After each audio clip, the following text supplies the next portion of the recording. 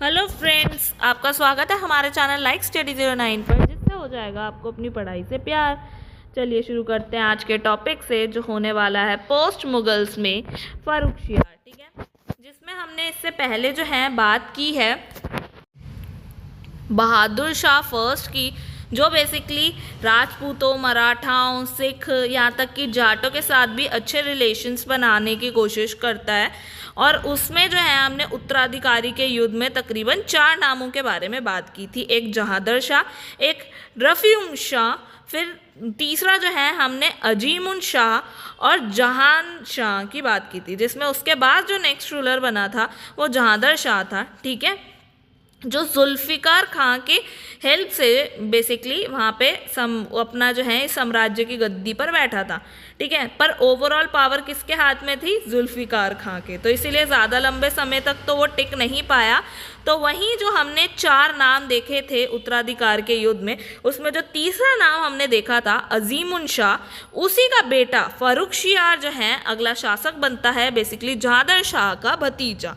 ठीक है, वो जो है जहादर शाह को बैटल ऑफ समग्र में बेसिकली उसे 1713 में हरा देता है। किसकी हेल्प से? सैयद ब्रदर्स की हेल्प से। ठीक है, ये हमने बात की थी। तो यहाँ पे अब हम यही बात करते हैं, जो ये फर्रुखशियार था ये 1713 से लेके 1719 तक जो है शासक रहता है, और इसे जो है घृणित कायर भी बोला जाता है। ठीक है, अब हमने बात की थी ये जो गद्दी पे बैठा था ये किसकी हेल्प से बैठा था? सैयद ब्रदर्स के हेल्प से। तो ये सैयद ब्रदर्स थे कौन? तो ये थे अब्दुल्ला खान, ठीक है, जो कहाँ के सूबेदार था? ये इलाहाबाद का जो है सूबेदार था। वहीं दूसरा भाई जो है वो है उस हुसैन अली खां, जो कहाँ का सूबेदार था? पटना का। ठीक है, अब ऑब्वियस सी बात है जिस तरीके से भाई जो जुल्फ़िकार खां था वो जब आया तो ऐसे ही तो आया नहीं था। अब उसने उसे जिताया है, मुग़ल बादशाह बनाया है, तो पावर तो अपने हाथ में रखने के लिए कोई इंपॉर्टेंट पोस्ट तो मांगेगा ही, क्योंकि साम्राज्य का बंटवारा तो करेगा नहीं। अब जब उसे बादशाह बनाया तो वज़ीर का पद लिया था। इसी तरह अब ये 2 भाई हैं, इन्हें भी तो इम्पॉर्टेंट प्लेस चाहिए है ना, ताकि भाई शासन में जो है पूरा उनका रोल रह सके। तो भाई अब ये 2 बंदे हैं, तो इसमें अब्दुल्ला खां को तो बना दिया वज़ीर, हुसैन खां को बना दिया मीर बख्शी। ठीक है, वहीं अब हम बात करें कि भाई फारुखशियार यहाँ पोस्ट पे अपनी बेसिकली पोस्ट कह लीजिए, या पोस्ट तो नहीं कह सकते प्रॉपरली, मुग़ल बादशाह का जो पद है इस पे जो वो आया, तो अब ऐसे ही तो आएगा नहीं कि भाई जुल्फ़िकार खान जो उसने भाई जहादर शाह को बिठाया गद्दी पे वो ज़िंदा रह जाए, या उसका बेटा जो असद खां था, ठीक है, जो बेसिकली 31 ईयर्स का था और औरंगज़ेब की सेनापति के तौर पे काम कर रहा था। ठीक है, जहाँ जुल्फ़िकार खान ने उस समय ज़मींदारी ये जो जागीरें थी उनके ओहदे को जो अंधाधुंध बांटा जा रहा था उसको रोका, इजारा से भू राजस्व वसूली के ठेके पे देने की प्रथा को शुरू किया, मतलब इतने सारे रिफॉर्म करने की कोशिश की। तो वो सारी चीज़ें अब वो यहाँ करेगा, उस पर अटैक करने की कोशिश कर सकता है ना। तो इसीलिए इन दोनों को जो है उसने सबसे पहले मरवाया, ताकि आगे जो है उनको कोई दिक्कत परेशानी ना हो। अब हम बात करें कि भाई इसने किया क्या। ये सैयद ब्रदर्स के पास पावर तो थी, पर जो फारुखशियार है, फारुखशियार के काल में ऐसे क्या काम हुए, तो हम देखें तो इस समय पे जो जजिया कर था या तीर्थ यात्रा कर था वो इसने हटवा दिए। ठीक है, और राजपूत संबंधों से अगर हम बात करें तो फर्रुखशियार ने जो है मिर्जा राजा जय सिंह जो थे उनको सवाई की उपाधि दी। ठीक है, अब ये क्या था भाई, मारवाड़ के राजा अजीत सिंह ने फिर से फर्रुखशियार के जो है मुग़ल बादशाह के विरुद्ध विद्रोह कर दिया। बेशक भाई उन्होंने जो है इन्हें सवाई की उपाधि दी, उसके बाद भी उन्होंने जो है कर दिया विद्रोह। अब लेकिन जो है फर्रुखशियार ने क्या किया कि भाई अब विद्रोह कर दिया, दबाना तो पड़ेगा ही। तो उसने अपने सेनापति जो हुसैन अली खां था, जो सैयद ब्रदर्स में दूसरा हमने नाम देखा था मीर बख्शी, वो उसने जो है अरिजीत सिंह जो था उस पर आक्रमण करके उसकी बेटी से फर्रुखशियार की शादी करा दी, ताकि आगे जो है ये फिर से जो है विद्रोह हो ना पाए। अब हम बात करें सिख संबंधों की, तो 1716 में जो है फर्रुखशियार ने बेसिकली ये जो बंदा सिंह बहादुर है, ठीक है, उनको जो है गुरदासपुर में उन्हें अरेस्ट करके जो है उन्हें हरा दिया था, और इसी वर्ष ही जो है इनकी मृत्यु, वो जो है इन्हें मृत्युदंड भी दे दिया जाता है। ठीक है, तो मतलब इससे पहले जहाँ हमने बहादुर शाह के टाइम पे देखा, उसने जो है जो जहांगीर के टाइम से रिलेशंस ख़राब करते हुए आ रहे थे वो सिखों के साथ में, उनको उसने सुधारने की कोशिश की, वो यहाँ पे फिर से जो हैं ख़राब हो जाते हैं।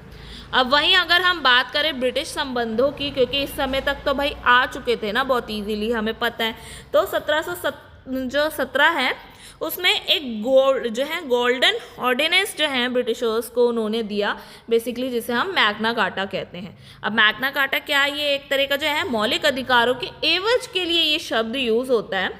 ठीक है, तो अब हम इसकी बात करें कि भाई ये घोषणा थी तो इसके अंदर क्या था।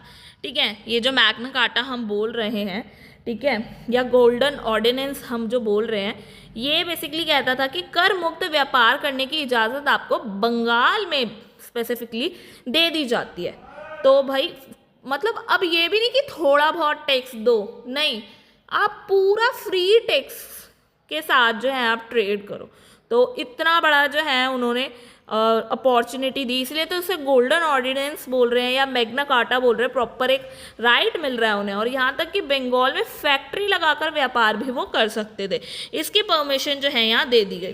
ठीक है, अब पॉइंट ये है कि फारुखशियार को ज़रूरत क्या पड़ी भाई ब्रिटिशर्स को इतनी बड़ी अपॉर्चुनिटी देने का, क्योंकि ठीक है आप जो है एज अ गेस्ट वेलकम कर रहे हो उनको, बट इतना तगड़ा कि भाई पूरी तरह से फ्री ट्रेड दे रहे हैं, जो है कंपनसेशंस कुछ मतलब कोई भी नहीं, सब्सिडीज दे देते, नथिंग बट प्रॉपरली फ्री दिया। तो भाई उसका रीजन क्या था, कुछ तो होगा। तो फारुखशियार ने अंग्रेज़ों को ये स्वर्णिम फरमान जो दिया वो किस कारण से दिया, इसलिए क्योंकि जो फारुखशियार था उसके पाँव में हो गया था फोड़ा।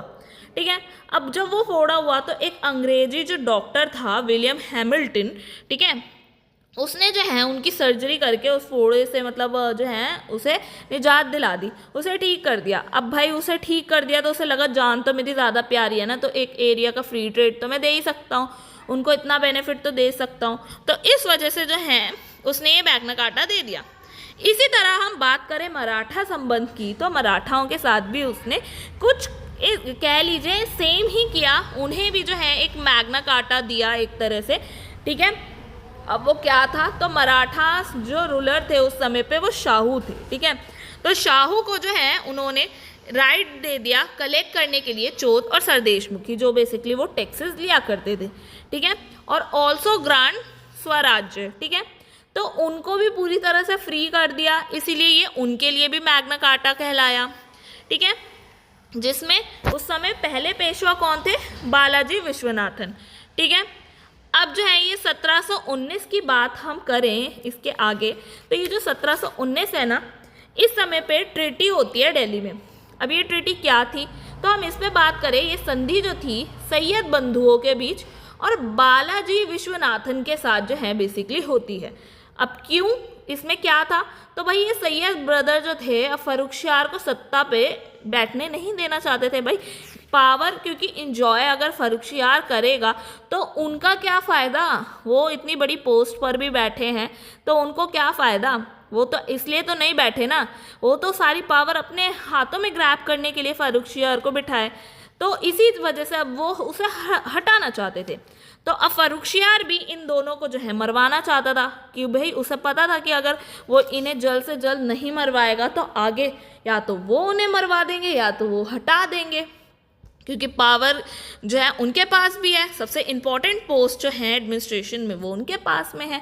तो इसीलिए इन सब डरों को देखते हुए जो है इन्होंने संधि की और ये निर्णय लिया कि भाई पहले जो है ना बालाजी विश्वनाथन जो है सैयद ब्रदर्स की हेल्प करेंगे कि भाई फारुखशियार को हटाएं।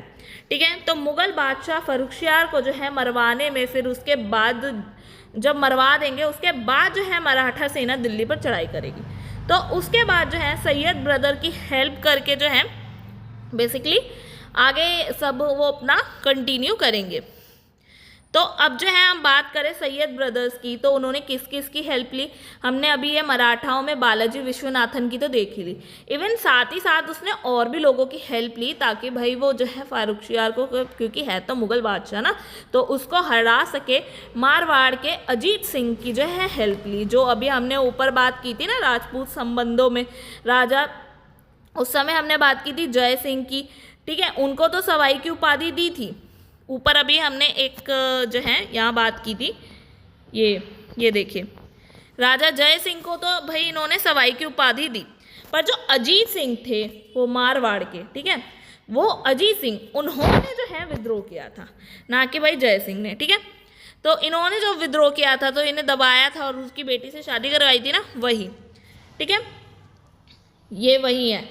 तो अब हम इनकी बात करें, इनको जो है इन्होंने साथ में कर लिया मारवाड़ के अजीत सिंह को, और आगे चल के बस जब हराया तो भाई 1719 में फारुखशियार को वहाँ से हटा के ओवरऑल जो है भाई उसकी हत्या करवा दी। और उसके बाद जो है कठपुतली राजा एक तरह से कह लीजिए, या कठपुतली बादशाह जो हैं सैयद ब्रदर्स की हेल्प से जो है आगे चल के रफ़ी-उद-दराज जो है उसको बैठाया जाता है, जो बेसिकली जहांदर शाह का दूसरा भाई था, ठीक है। मैंने इसीलिए बोला था जब हम जहांदर शाह को, वो बेसिकली बहादुर शाह का चैप्टर कवर कर रहे थे, तो उसमें हमने उत्तराधिकार के युद्ध में 4 नाम जो बेसिकली पढ़े थे, इसलिए मैंने कहा था इनको ज़रूर ध्यान रखें, क्योंकि ये सारे ही आगे चल के जो हैं बादशाह बनते हैं, बस सीक्वेंस जो है थोड़ा सा आगे पीछे हो जाता है, ठीक है।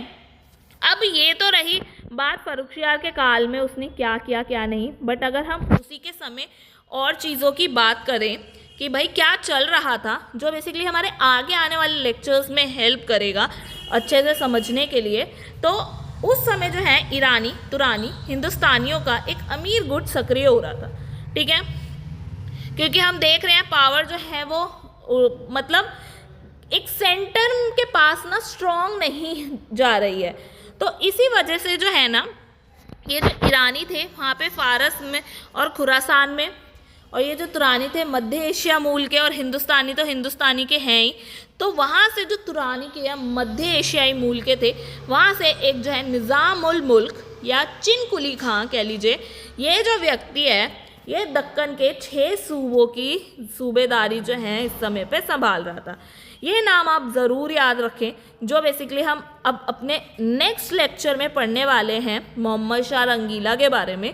तो वहाँ पे जो वज़ीर बनता है वो ये चिन कुली खां ही बनता है, और यही जो है आगे जो है जैसे सैयद ब्रदर्स ने पूरी पावर को ग्रैब किया ना, उसी तरह जो है आगे चल के ये जो है सारी पावर्स को ग्रैब करने वाला है। तो उसकी जो एक तरह से कह लीजिए फाउंडेशन या उसकी यहाँ पे एंट्री और जो पावर वो अपने आप को स्ट्रॉन्ग कर रहा है, वो जो है फारुखशियार के काल से ही शुरू कर देता है। तो आई होप आपको आज की क्लास अच्छी लगी होगी। अगर आपको आज की क्लास अच्छी लगे तो प्लीज़ लाइक शेयर सब्सक्राइब करना ना भूलें, बेल आइकन को दबाना ना भूलें, कमेंट्स में अपने फीडबैक ज़रूर दें। मिलते हैं नेक्स्ट वीडियो में, तब तक के लिए गुड बाय।